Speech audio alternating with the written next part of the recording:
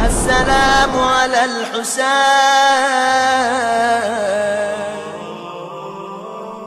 کہ 72 کا اتنا مختصر تھا لشکر کربلا میں، اتنی بڑی فوج ابن زیاد نے تیار کر کے کیوں بھیجوائی؟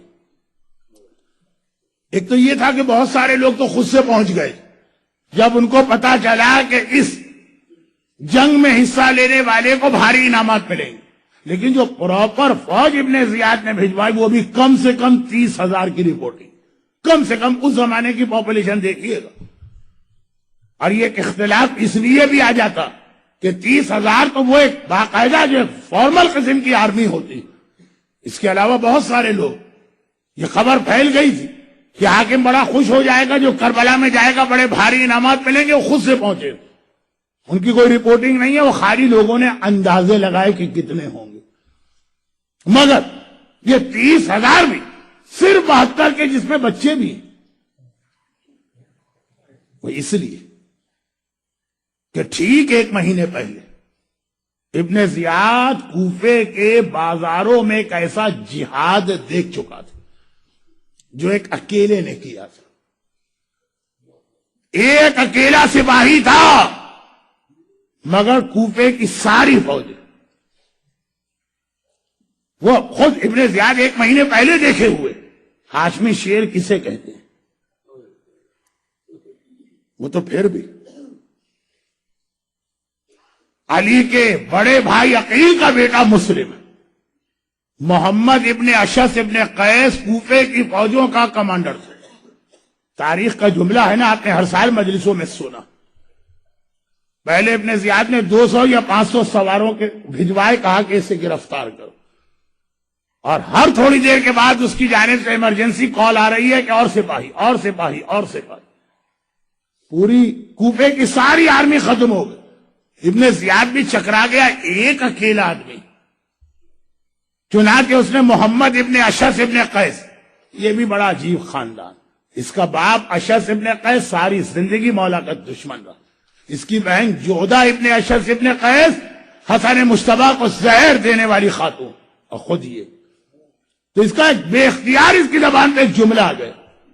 ابن زیاد کہتا کتنے سپاہی چاہیے؟ میں نے ایک آدمی کو گرفتار کرنے کے لیے کہا۔ تو جواب یہی تو تھا نا محمد کہ اے ابن زیاد، تو نے کوفے کے کسی بنیے یا بقال کی گرفتاری کی بات نہیں کی ہے، ایک ہاشمی شہزادے کو گرفتار کرنے کی بات کی ہے۔ اگر ساری اسلامی دنیا کی فوج بھی اسے گرفتار کر لے تب بھی غنیمت سمجھنا۔ اور حقیقت یہ ہے کہ کوفے کی ساری فوج پہنچ گئی، مگر مسلم پھر بھی گرفتار نہ ہو۔ وہ تو اگر دھوکہ دے کر اور ایک گڑھا کھود کر اور اس جانب لے جا کے مسلم کو گرفتار نہ کیا جاتا تو کوفے کی ساری فوجیں آنے کے بعد بھی گرفتاری ممکن نہ تھی۔ جس ابن زیاد نے 25 دن پہلے یہ منظر دیکھا کہ عقیل کا بیٹا اتنا بہادر ہے، تو جب یہ سوچتا ہوگا کہ جب عقیل کے بیٹے کی یہ کیفیت ہے تو حیدر کرار علی کے بیٹے عباس کی کیا کیفیت ہوگی۔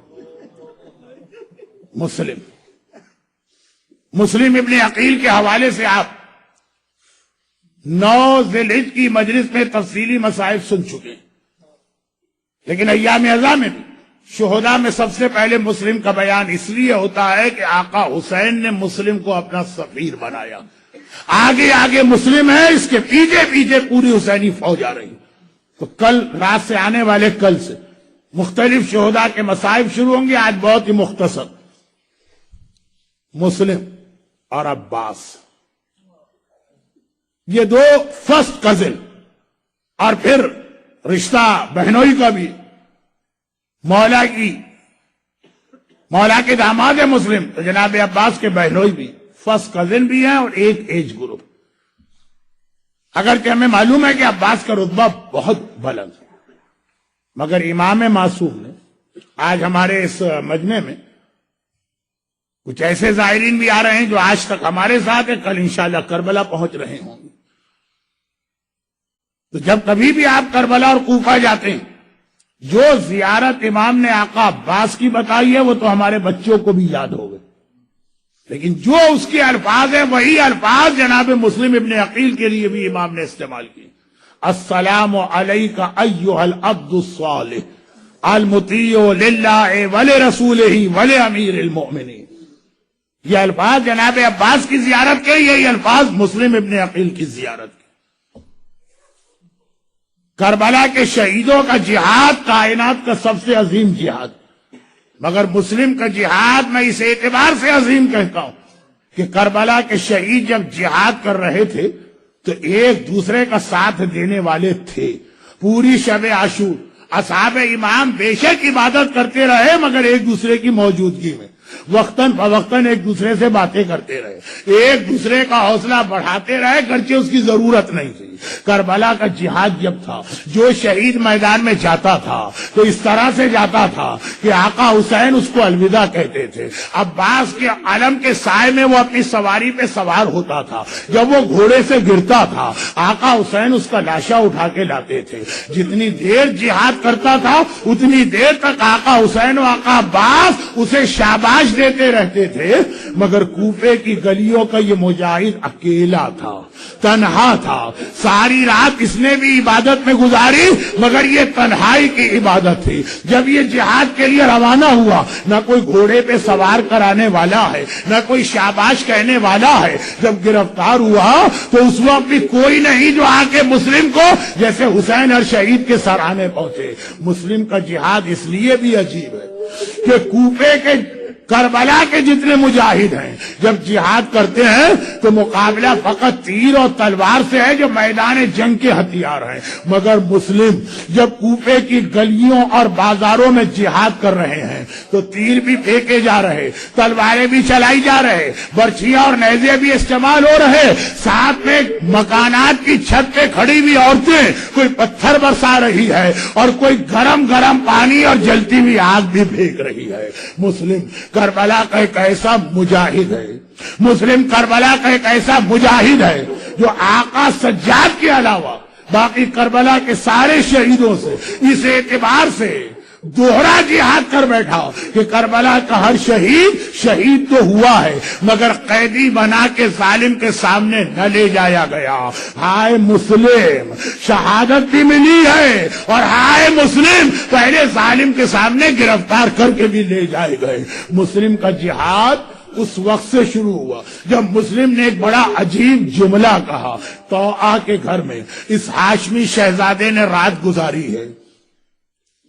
مومنہ ماں کا کتنا ظالم و دشمن اہل بیت بیٹا ابن زیاد کو اطلاع دی، جیسے ہی فوجی آنے لگی مسلم ایک بار طوعا کے گھر سے تلوار لے کے باہر نکلنے لگے۔ طوعا نے ایک جملہ کہا، شہزادے آپ باہر نہ جائیے، یہاں پھر بھی آپ گھر میں ہیں، محفوظ ہیں، تین طرف سے دیواریں آپ کو بچا رہی ہیں، یہاں بیٹھ کے جہاد کریں، آپ کا جہاد زیادہ دیر تک ہوگا، کھلے میں آپ جائیں گے تو ہر طرف سے آپ پہ حملہ ہوگا۔ ہاشمی شہزادہ ہے، حیدر کرار کا داماد ہے، ایک مرتبہ کہتا ہے لیکن طوعا مجھے ڈر ہے کہ میری وجہ سے یہ بے حیا فوج تیرے گھر میں داخل نہ ہو جائے اور تیری بے پردگی نہ ہو جائے۔ اے مسلم، آج ایک ضعیفہ اور مومنہ کے پردے کا اتنا خیال، ارے ایک بار شام غریبہ کربلا میں آ کے دیکھیے، یہ رسول کی بیٹی زینب ہے، وہ حسین کی بیٹی سکینہ ہے، اور کس طرح یہ فوج بے حیا خیموں میں داخل ہوئی۔ مسلم کا جہاد شروع ہوا، بڑا عجیب جہاد جس کا اختتام دھوکے سے گرفتار کیا گیا، دربار ابن زیاد میں لے جائے گئے۔ دربار ابن زیاد میں مسلم پہنچے تو ایک راوی نے بڑا عجیب جملہ نقل کیا۔ کئی سال بعد مدینے میں آقا سجاد کی خدمت میں ایک آدمی آتا، کہا مولا میں کوفے کا رہنے والا ہوں، اس دن بھی دربار میں تھا جس دن مسلم گرفتار کر کے لائے گئے تھے، اور اس دن بھی دربار میں تھا جس دن آپ گرفتار کر کے لائے گئے۔ مولا یقیناً مسلم بہت بہادر ہیں، آپ کے چچا ہیں، مگر ہیں تو غیر معصوم، آپ تو امام معصوم ہیں، پھر اتنا فرق کیوں ہو گیا کہ مسلم گرفتار بے شک تھے، زخمی بے شک تھے، مگر سینہ تان کے آئے تھے، کمر بالکل سیدھی تھی، ابن زیاد کی آنکھوں میں آنکھیں ڈال کے بات کر رہے تھے۔ لیکن مولا جس دن آپ آئے تو کمر جھکی ہوئی ہے، سینہ سکڑا ہوا ہے، نگاہیں زمین پر ہے۔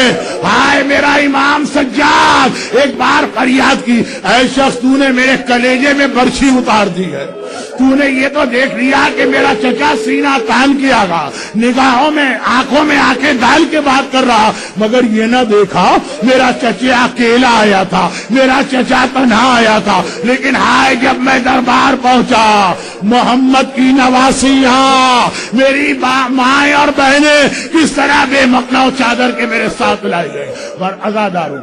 پھر مسلم نے ایک عجیب سنت اسلام میں قائم کی ہے جو قیامت تک چلتی رہتی ہے، اور وہ کہ جب دارالامارہ کی چھت پہ لے جائے گئے، ابن زیاد نے کہا جلاد ان کی گردن اڑا دے۔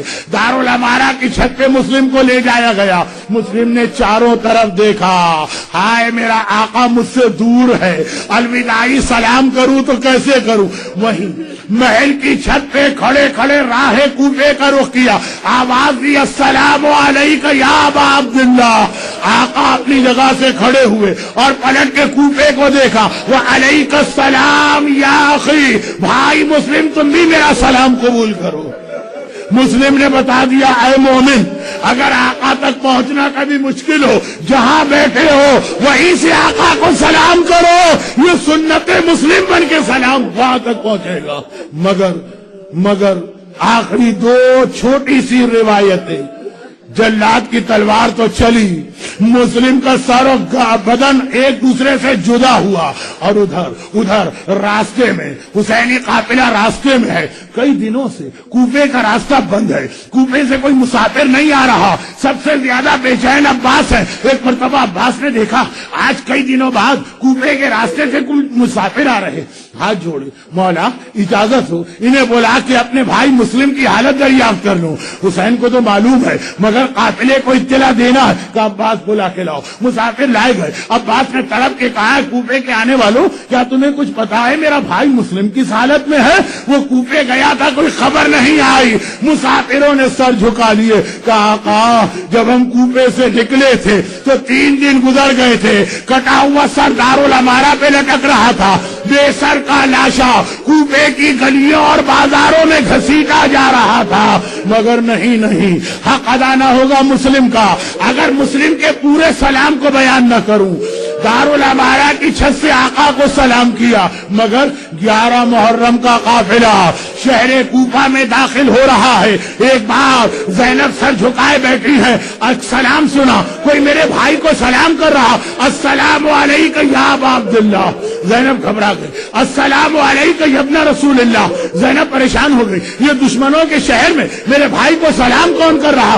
دائیں دیکھا بائیں دیکھا، کوئی نظر نہ آیا، دوبارہ ایک آواز آئی، اب زینب کو سلام کیا، السلام علیکی یا بنت رسول اللہ، اے رسول کی بیٹی میرا سلام لیجئے۔ زینب نے پہچان لیا، کوفے کے دروازے پر ایک بے سر کا لاشا لٹک رہا ہے اور اس لاشے سے یہ سلام کی آواز آ رہی۔ زینب نے گھبرا کے پوچھا اے شخص تو ہے کون جو مجھے سلام کر رہا؟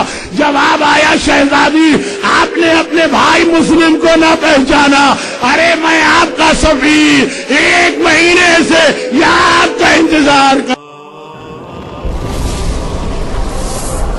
السلام على الحسين